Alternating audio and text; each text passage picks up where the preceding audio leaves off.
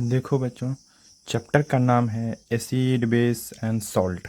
आज हम लोग पढ़ने वाले हैं इसी चैप्टर के बारे में, और साथ में हम साइड से शॉर्ट्स नोट करके इसका तैयार करके रखे हैं, जो कि एक रिवीजन में हमको बेहद ही हेल्प मिलता है।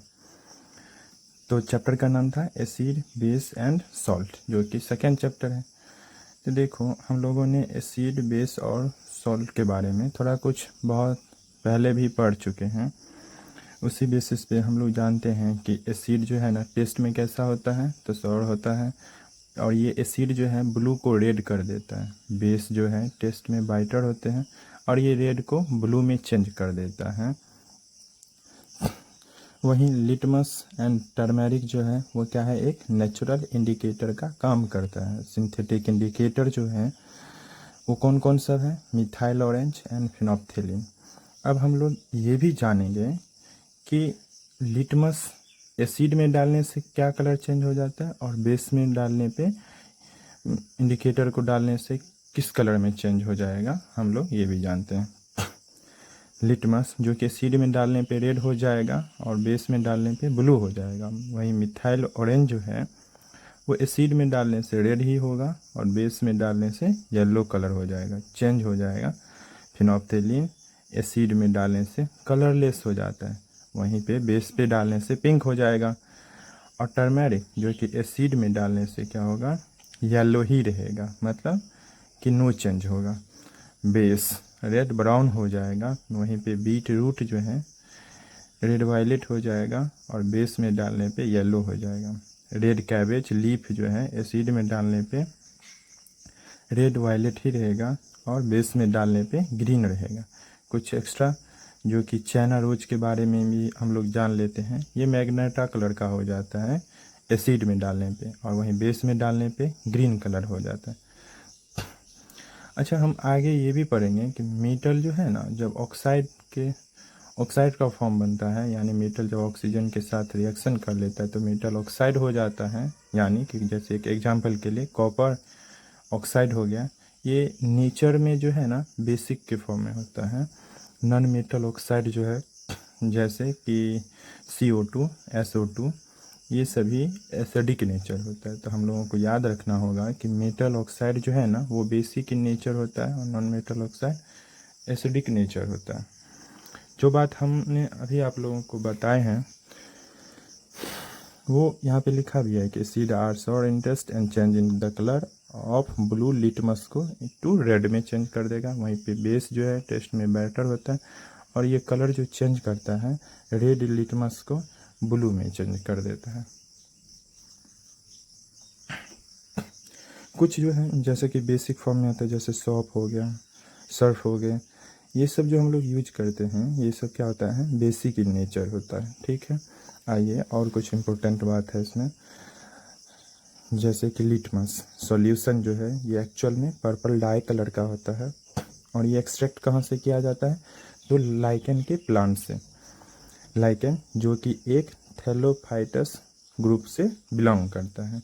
हम लोगों ने डिवीज़न के बारे में पढ़े होंगे 9th में, उसी में थैलोफाइटा ग्रुप के लाइकेन से ही ये एक्सट्रैक्ट किया जाता है लिटमस सॉल्यूशन को, जो कि ना तो ये एसिडिक होता है, नैदर एसिडिक नॉर बेसिक होता है। इसका कलर कैसा होता है, पर्पल डाई, तो इसीलिए लाइकेन का कलर कैसा होता है, पर्पल।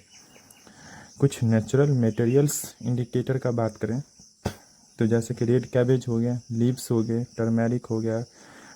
अब कुछ कलर पीटल्स होते हैं, कुछ फ्लावर्स हैं जैसे कि हाइड्रेजिनिया, पेट्यूना और जर्मेनियम। ठीक है, यही इस पेज का मेन इम्पोर्टेंट बात था।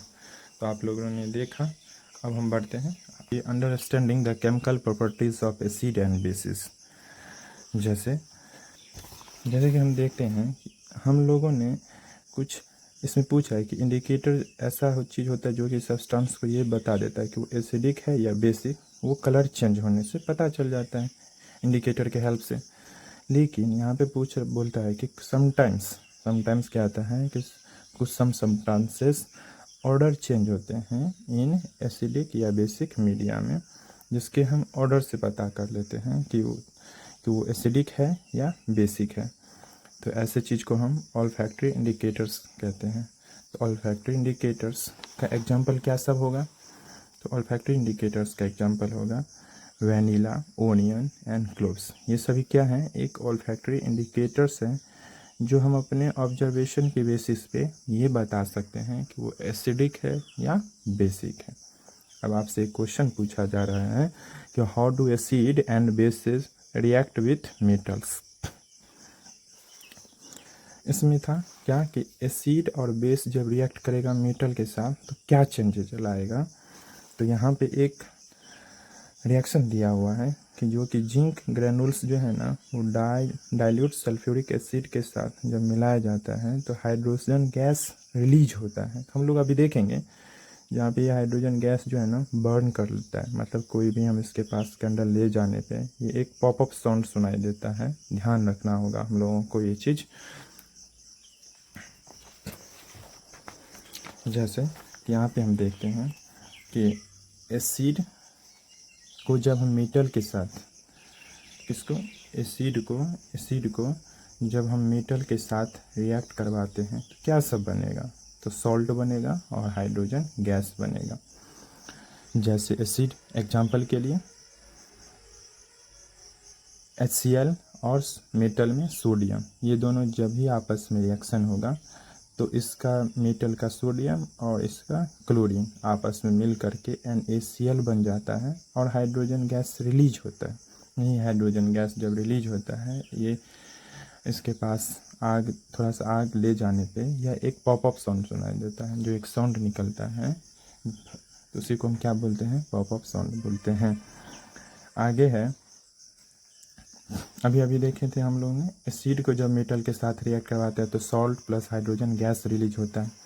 वहीं पे आगे हम जब देखते हैं तो एक है सोडियम हाइड्रोक्साइड जो कि नेचर में ये बेसिक होता है और जिंक यानी मेटल के साथ रिएक्शन करवाने से ये सोडियम जिंकेट बन जाता है। क्या है इसका फार्मूला? Na2ZnO2 प्लस H2 कहते हैं। देखिए एक चीज़ कॉमन है इसमें कि चाहे एसिड हो या चाहे बेस हो, दोनों को आपस में रिएक्शन कराने पे salt plus hydrogen gas release होता है रिएक्शन के बाद। इसमें एक चीज़ ये भी लिखा हुआ है यहाँ पे कि जब you find again hydrogen is formed in this reaction, however such reaction are not possible with all metals। ये सभी मेटल्स के लिए वैल्यूएबल नहीं है। तो कौन कौन सा है? एक जिंक का याद रखेंगे हम लोग और एक एल्युमिनियम का। जब जिंक के साथ रिएक्शन होगा तो Na2ZnO2 बनेगा जिसका नाम है सोडियम जिंकेट। हम लोग साथ में नाम भी याद करते चलेंगे।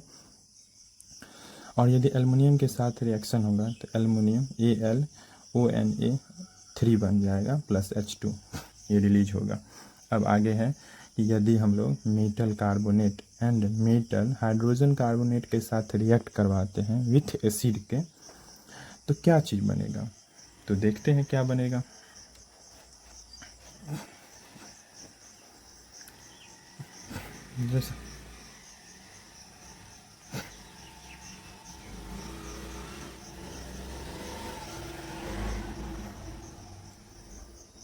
जैसा कि हम रिएक्शन देखते हैं Na2CO3 यानी कार्बोनेट, मेटल कार्बोनेट को जब हम HCl के साथ रिएक्शन करवा रहे हैं तो NaCl H2O CO2 बनेगा। ठीक है। और जब मेटल हाइड्रोजन कार्बोनेट कैसे? क्योंकि इसमें हाइड्रोजन है तो हम लोग इससे पता कर सकते हैं कि इसको हाइड्रोजन कार्बोनेट कहेंगे। जिसमें नहीं होगा डायरेक्ट कार्बोनेट बोलेंगे। तो मेटल हाइड्रोजन कार्बोनेट यानी सोडियम हाइड्रोजन कार्बोनेट को जब HCl के साथ रिएक्शन करवाएंगे तो NaCl H2O और CO2 बनेगा। तो क्या चीज़ बना? जब चाहे मेटल कार्बोनेट हो चाहे मेटल हाइड्रोजन कार्बोनेट हो, जब हम एसिड के साथ रिएक्शन करवा रहे हैं तो उसमें salt plus water plus carbon dioxide release हो रहा है। ये चीज़ हम लोग याद रखेंगे। आगे बोला है कि जब हम यही कार्बन डाइऑक्साइड जब रिलीज हुआ, इसी कार्बन डाइऑक्साइड को यदि हम लाइम वाटर यानी CaOH2 या स्लैक लाइम को CO2 के साथ रिएक्शन करवा रहे हैं, क्या सब बनेगा? CaCO3 प्लस H2O बन जाएगा। यानी इसको हम क्या कहते हैं? वाइट प्रेसिपिटेट, ये कलर में होता है कैल्शियम CaCO3। यहीं यदि CaCO3 को, कैल्शियम कार्बोनेट को यदि हम एक्सेस कार्बन डाइऑक्साइड से पास करवाएं, मतलब बहुत ज़्यादा कार्बन डाइऑक्साइड दे डालेंगे तो क्या बनेगा, फॉलोइंग रिएक्शन होगा। जैसे CaCO3 plus H2O plus CO2 को रिएक्शन करवाने से CaHCO3 बन जाएगा, जिसका नाम है, देखिए फिर यहाँ पे हाइड्रोजन है, CO3 है, इसका मतलब कैल्शियम हाइड्रोजन कार्बोनेट या बाइकार्बोनेट बोलेंगे इसको, जो कि ये वाटर में सोल्यूबल भी हैं। तो हमसे पूछा जा सकता है ना कि कैल्शियम कार्बोनेट को एक्सेस कार्बन डाइऑक्साइड डालने पे जो प्रोडक्ट बनेगा क्या वो वाटर में सोल्यूबल हो सकता है या ये वाटर इनसोल्यूबल हो सकता है। नाम होगा उसका CaSCO3, नाम याद रखेंगे कैल्शियम बाइकार्बोनेट। अब है क्या कैल्शियम का ना, कैल्शियम कार्बोनेट का कुछ अदर प्रोडक्ट जैसे लाइमस्टोन हो गया, चौक हो गया, मार्बल्स हो, ये सब एक डिफरेंट फॉर्म है किसका, कैल्शियम कार्बोनेट का। ठीक है, ये सब चीज़ याद रखें। अब एक समरी है यहाँ पे, यदि metal carbonate, metal hydrogen carbonate और एसिड को आपस में रिएक्शन होने पे क्या सब बना था, तो देखे थे हम लोग, सॉल्ट बना था, कार्बन डाइऑक्साइड बना था एंड वाटर बना था। ठीक है, आगे देखते हैं हम लोग। यहाँ पे वैसे एक क्वेश्चन पूछ रहा है कि how do acid and base react with each other. जब एसिड और बेस आपस में रिएक्ट करेगा तो क्या हो सकता है, NaOH प्लस HCl जब आपस में रिएक्शन होगा तो NaCl बन जाएगा और H2O बनेगा। क्या बनेगा, NaCl प्लस H2O बनेगा। ठीक है, तो इस रिएक्शन को हम क्या कहते हैं, न्यूट्रलाइजेशन रिएक्शन भी कहते हैं। क्यों, क्योंकि यहाँ पे एक एसिडिक था और यहाँ पे बेसिक नेचर था, तो इसका एसिडिक ने मतलब बेस का Na और एसिड का Cl आपस में मिल करके NaCl बन गया और एसिड का H और बेस का OH मिल करके H2O बन गया, मतलब खुद को हाफ हाफ कंट्रीब्यूट करके न्यूट्रलाइज कर दिया एसिड और बेस, इसीलिए इसको बोलते हैं न्यूट्रलाइजेशन रिएक्शन। क्या बना, तो बेस प्लस एसिड मिल करके सॉल्ट प्लस वाटर बन गया। ठीक है, अब इसमें है कि reaction of metallic oxide with acid के साथ होने से क्या होगा, मतलब कि हम लोग ने पढ़े थे कि मेटालिक ऑक्साइड पहले ही पढ़े थे शुरू में, ये कैसा नेचर था, तो बेसिक नेचर का होता है। जब एसिड के साथ रिएक्ट करेगा तो क्या हो सकता है, जैसे कि इसके एक्टिविटी में लिखा है कि small amount of copper oxide को यदि हम डाइल्यूट हाइड्रोक्लोरिक एसिड में मिक्सिंग करने से यानी स्टिंग करने से स्लोली धीरे धीरे तो क्या हो सकता है, उसके कलर में क्या चेंजेस लाएगा, ये सब पढ़ते हैं। तो यहाँ पे बोल रहा है क्या, ये जब हम कॉपर ऑक्साइड को डाइल्यूट सल्फ हाइड्रोक्लोरिक एसिड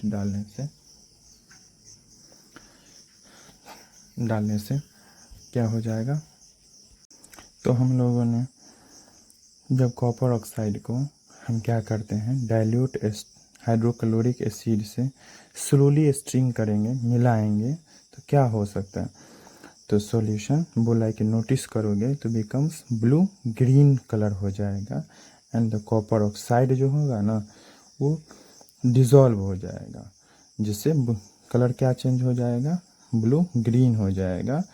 और ये ब्लू ग्रीन कलर जो है ना सॉल्यूशन ड्यू टू, ये क्यों कैसे हो जाता है ब्लू ग्रीन, क्योंकि फॉर्मेशन हो जाता है कॉपर क्लोराइड का।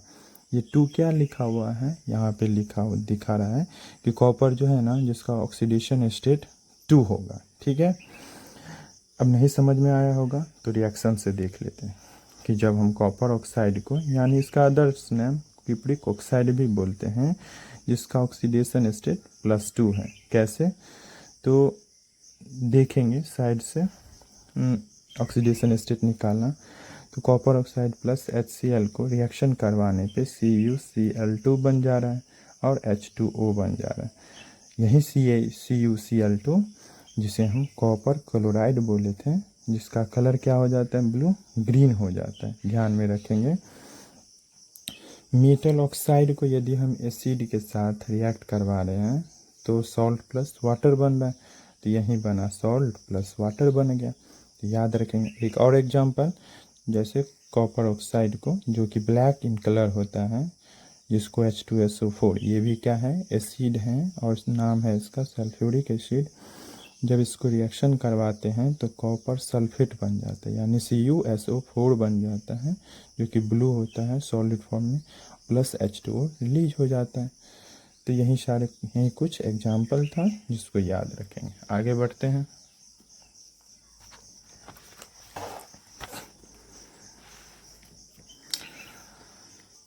अब यहाँ पे है कि reaction of non metallic oxide with base के साथ। अभी हमने देखा कि reaction of metallic oxide with acid के साथ, अब non metallic oxide with base के साथ क्या चेंजेज होगा। तो आइए देखते हैं हम कुछ। CO2 प्लस CaOH2, अभी नाम इसका देखे थे पीछे में, सिलेक्ट लाइम बोलते हैं, जो कि CO2 यानी क्या है, एक नॉन मेटालिक ऑक्साइड है। जब आपस में रिएक्शन होगा तो CaCO3 प्लस H2O बन जाएगा। एक्चुअल में कहें तो क्या हुआ, तो जब नॉन मेटालिक ऑक्साइड को बेस के साथ रिएक्शन करवाएं तो सॉल्ट प्लस वाटर बन गया। तो याद रखें। और हम एक चीज़ और भी इम्पोर्टेंट है इसमें कि नॉन मेटालिक ऑक्साइड को हम बेसिक इन नेचर बोलते हैं। नेचर में वो कैसा होता है, वो बेसिक होता है। और मेटल ऑक्साइड कैसा होता है, तो एसिडिक नेचर का होता है। ठीक है।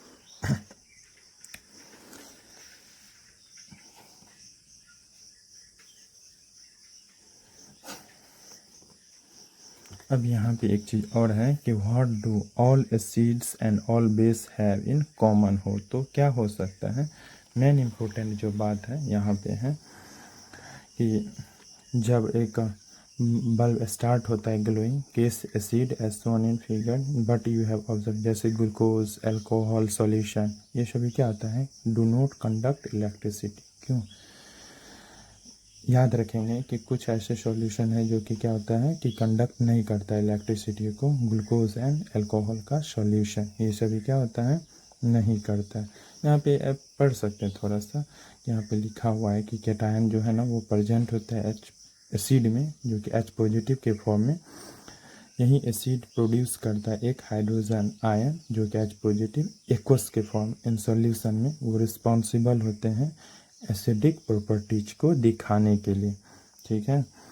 अब नेक्स्ट है कि व्हाट हैपेंस एसिड या base in a water solution. जब हम एसिड को या बेस को एक वाटर सॉल्यूशन में डालने से क्या सब हो सकता है, तो देखते हैं। देखिए यहाँ पे एक एक्सपेरिमेंट कर रहा है, सजेस्ट कर रहा है कि तुम एक HCl ले लो और वाटर के प्रेजेंस में उसको डालो। क्या होगा, H3O पॉजिटिव रिलीज हो जाएगा, प्लस Cl माइनस हो जाएगा। मतलब कि सेपरेशन हो जाता है किसका, H पॉजिटिव आयन का फ्रॉम HCl से। ये जो HCl है ना, इसका H हट जाता है, जो कि कैटायन के फॉर्म में। Molecules can not occur in the absence of water. ये जो है ना प्रोसेस नहीं हो सकता है वाटर के एब्सेंस में, यानी कि HCl को जब तक वाटर में नहीं डालेंगे तब तक हाइड्रोनियम आयन, मतलब इसका हाइड्रोजन अलग नहीं होगा। तो क्या बनेगा HCl, और मतलब एसिड को वाटर में डालने से H3O positive plus Cl minus. याद रखेंगे इसको। हाइड्रोजन आयन कभी भी अकेला एग्जिस्ट नहीं कर सकता, can not exist alone, they exist after combining with water molecules, and thus hydrogen ion must always be shown as H positive, या तुम देख सकते हो किस फॉर्म में, हाइड्रोनियम आयन यानी H3O पॉजिटिव के फॉर्म में देख सकते हो, जो कि यहाँ का मेन इम्पोर्टेंट बात था। इसी को थोड़ा दिखाया है कि कैसे हाइड्रोनियम आयन बनना है। तो HCl का H पॉजिटिव ले लिया, वाटर को जब कंबाइन किया तो H3O पॉजिटिव बन गया। ये क्या रिप्रेजेंट करता है, ये दिखाता है कि acid give H3O positive H positive ion इन वाटर में। मतलब कि जब हम एक एसिड को डालते हैं इन वाटर में तो H3O पॉजिटिव या H पॉजिटिव आयन्स के फॉर्म में बनता है। ठीक है। अब वहीं पे यदि हम बेस डालते हैं, यानी कि NaOH को, सोडियम हाइड्रोक्साइड को यदि वाटर में डालते हैं तो क्या बनेगा, तो ये Na पॉजिटिव और OH ये दोनों अलग अलग हो जाएंगे। ठीक है। और कुछ एग्जाम्पल है यहाँ पे, जैसे कि देखो KOH plus H2O, KOH plus H2O को जब हम डाल रहे हैं तो K positive OH negative release हो रहा है। मैग्नीशियम हाइड्रोक्साइड MgOH2S, मतलब सॉलिड के फॉर्म में ये वाटर में डालने पे Mg2 पॉजिटिव अलग हो जाता है और 2OH मतलब हाइड्रोनियम आयन हाइड्रोक्साइड जो है वो अलग हो जाता है जनरेट। तो एक चीज़ इसमें कॉमन था, एसिड में कॉमन था कि H पॉजिटिव या H3O पॉजिटिव बनेगा, वहीं बेस में जो है वो जनरेट करता है हाइड्रोक्साइड OH माइनस आयन इन वाटर में बेस विच इज जो कि सोल्यूबल होता है इन वाटर में आर कॉल्ड, उसको क्या बोलते हैं एल्कलीज बोलते हैं। ठीक है, जो बेस वाटर में सोल्यूबल हो जाएगा उसी को हम क्या कहेंगे एल्कली बोलेंगे। ठीक है, अब थोड़ा सा और आगे बढ़ते हैं। इसमें एक चीज़ दिखा रहा है कि ऑल बेसिस जो है ना, यदि हम लोग ये सोचेंगे कि वाटर में डिज़ोल्व हो जाएगा, नहीं होता है। All bases are do not dissolve in waters and alkali is a base. Alkali क्या है, एक बेस ही है। क्यों? क्योंकि जब डिज़ोल्व हो जाता है वाटर में देन उसको हम क्या बोलते हैं एल्कली बोलते हैं। जिसका कैसा होता है कि ये सोपी टू टच, मतलब जब हम साबुन को सॉप को टच करते हैं तो उस पर बाइटर होता है एंड कोरेसिव होते हैं। ठीक है, नेक्स्ट बढ़ते हैं। न्यूट्रलाइजेशन रिएक्शन हम पढ़े थे कि जब एसिड और बेस में आपस में रिएक्शन करता है तो वी हैव फॉर्म दैट कि HCl और NaOH जो रिएक्शन हुआ था वो NaCl प्लस वाटर रिलीज हुआ था, जो कि क्या था, जब हम एसिड को बेस के साथ रिएक्शन करवाए थे तो वो सॉल्ट प्लस वाटर रिलीज हुआ था। तो ये वही बता रहा है कि कैसे फॉर्म होता है। जैसे यहाँ मान लीजिए आप HX है तो इसके जगह पे HCl ले लेंगे और यहाँ पे है मेटल हाइड्रोक्साइड यानी NaOH। तो बेस का Na यानी मेटल और एसिड का क्लोरीन मतलब हेलोजन ग्रुप, वो मिला करके क्या बन जाता है, ये MX बन जाता है प्लस HOH यानी कि Na इसका Cl NaCl प्लस और इसका H और इसका OH यानी HOH बोले या H2O बोले, सेम ही बात है, ये चीज़ बनता है। ठीक है, जब हम H पॉजिटिव को OH निगेटिव के साथ रिएक्शन होता है तो वो क्या बन जाता है H2O बन जाता है। H पॉजिटिव और इसका OH बना तो H2O बन गया। ठीक है, अब आगे और कुछ है, जैसे कि हम लोग देख रहे हैं कि जब process of dissolving N acid और बेस इन वाटर में जब क्या होता है प्रोसेस, कौन सा प्रोसेस, जब एसिड या बेस जब डिजॉल्व हो रहा था वाटर में तो हाईली ये एक एक्सोथर्मिक रिएक्शन है। ऐसा नहीं कि हम एसिड लेंगे बेस लेंगे और वाटर में डाल देंगे तुरंत, तो क्या हो सकता है हमारा हाथ जल सकता है। इसीलिए यह एक क्योंकि ये हाईली एक्सोथर्मिक रिएक्शन होता है, तो इसीलिए बोलता है कि इसको जो मिक्स करेंगे ना स्लोली मिक्स करेंगे, यानी कॉन्सनट्रेटेड नाइट्रिक एसिड हो या सल्फ्यूरिक एसिड हो विथ वाटर के साथ, तो इसको जो हम ऐड करेंगे स्लोली ऐड करेंगे बिकॉज कि वो बर्न हो सकता है। और क्यों इसे, क्योंकि उसमें हीट जनरेट होता है इसीलिए। तो याद रखेंगे इस चीज़ को, क्या इसका शॉर्ट फॉर्म, इसको याद, वाटर प्लस एसिड या बेस को रिएक्शन करने पे प्रोसेस जो होता है वो हाईली एक्सोथर्मिक होता है। Small amount of acid added करेंगे इन वाटर में स्लोली एंड ये आयनाइज्ड हो जाता है, डाइल्यूट के फॉर्म में होता है। एक चीज़ और है यहाँ पे कि जब मिक्सिंग एन एसिड और बेस को विथ वाटर के साथ, जब हम एसिड या बेस को वाटर के साथ मिक्स कर रहे हैं तो इसमें डिक्रीज हो जाता है कंसंट्रेशन किसका, ऑफ आयंस का। जैसे कि जब एसिड डालते हैं H3O पॉजिटिव आयन का कंसंट्रेशन डिक्रीज हो जाएगा, यदि बेस को डालेंगे तो OH माइनस का कंसंट्रेशन डिक्रीज हो जाएगा पर यूनिट वॉल्यूम के हिसाब से, तो उसे हम क्या कहेंगे डाइल्यूशन कहेंगे, यानी कि एसिड या base is said to be diluted है।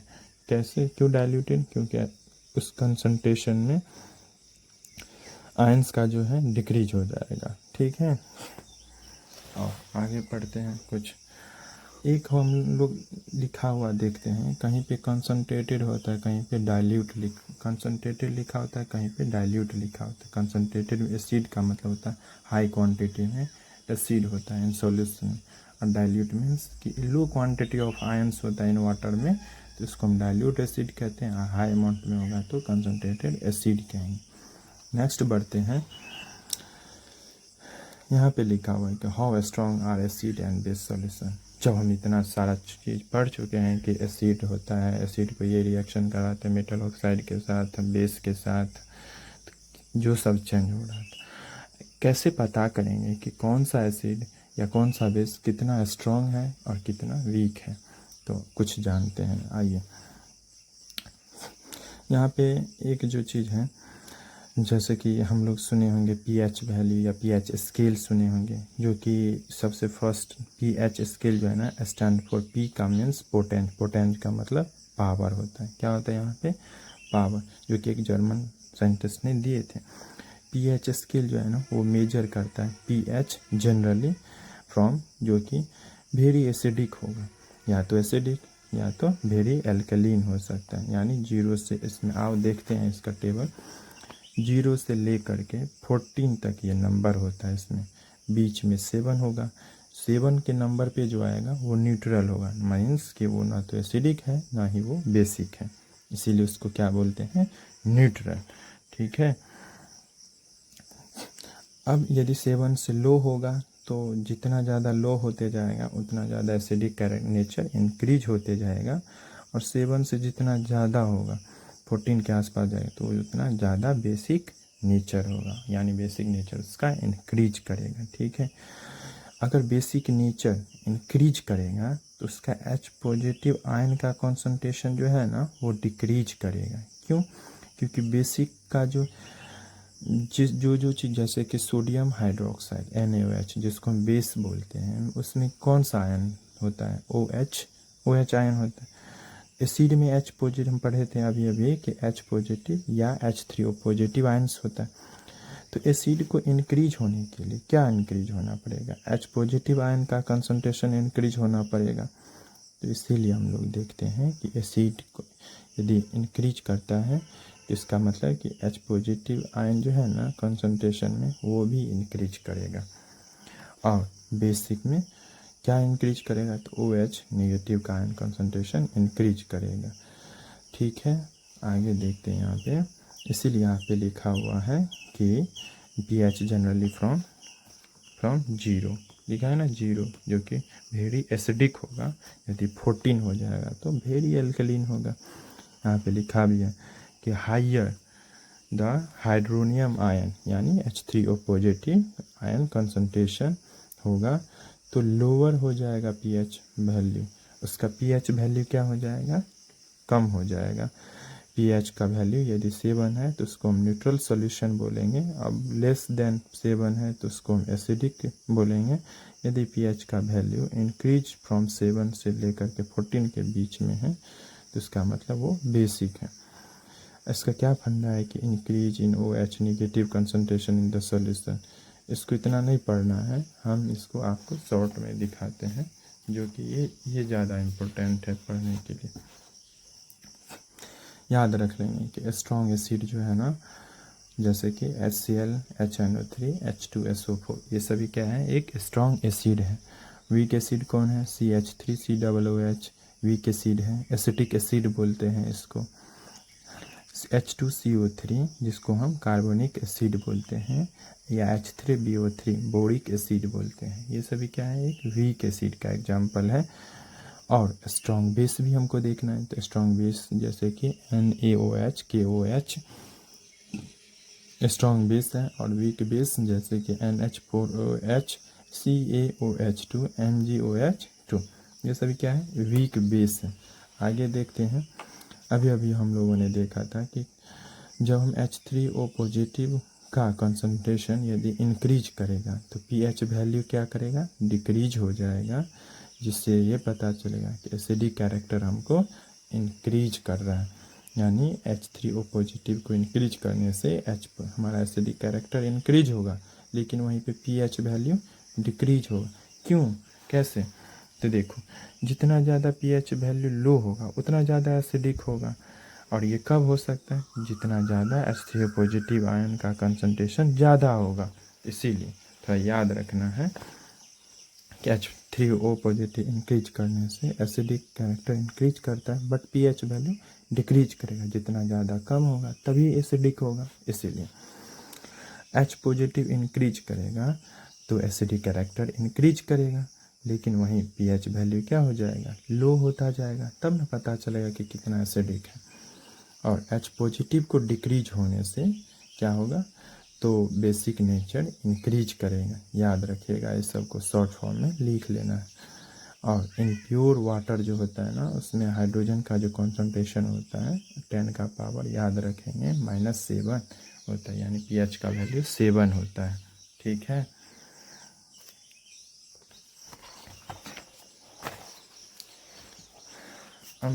अब आते हैं कि pH स्केल पे ना कुछ चीज़ों को हम लोग देखते हैं। जैसे यहाँ पे एक हम और कुछ लिख लिए एक्स्ट्रा पॉइंट में, जैसे pH यूरिन का वैल्यू कितना होता है, 6 होता है। स्लैबा जो हमारे माउथ के अंदर होता है 6.8 हो गया। स्पर्म का 7.2 होता है, यानी एल्कलीन होता है, क्योंकि 7 के आसपास होगा। न्यूट्रल होगा तो थोड़ा सा ज़्यादा, इसीलिए एल्कलीन होगा। गैस्ट्रिक जूस जो हमारे स्टमक में होता है उसका वैल्यू 1.2 होता है। लेमन जूस यानी कि अबाउट 2.2 होता है। प्योर वाटर का या प्योर ब्लड का 7.4 के आसपास होता है, न्यूट्रल जैसा बोल सकते हैं इसको। मिल्क ऑफ मैग्नीशिया जिसका वैल्यू 10 होता है, MgOH2 बोलते हैं इसको। सोडियम हाइड्रोक्साइड यानी NaOH जिसका सोल्यूशन pH वैल्यू 14 के आसपास होता है, बेसिक होता है। हमने आपको अभी अभी बताए थे कि स्ट्रॉन्ग एसिड में उसको स्ट्रॉन्ग बेस में कंसीडर किया जाता है। Acid that give rise more H positive ions more stronger acid होगा। ठीक है, ये चीज़। अब क्या इम्पोर्टेंस है pH इन एवरीडे लाइफ में, तो जैसे कि हमारे बॉडी जो है ना, our body works with pH range 7.0 से 7.8 के आसपास। pH जो होता है रेन वाटर का अप्रॉक्स लेस देन 5.6 होता है, इसीलिए उसको हम क्या बोलते हैं, एसिड रेन बोलते हैं। ठीक है, मेन इम्पोर्टेंट यही था। आगे कुछ देखते हैं यहाँ पे कि एटमॉस्फेयर जो है ना वेनस का, वो क्या होता है, वाइट या येलोविश क्लाउड होता है, जो कि किससे बना होता है, वो सल्फ्यूरिक एसिड से बना होता है। ठीक है, याद रखेंगे इसको।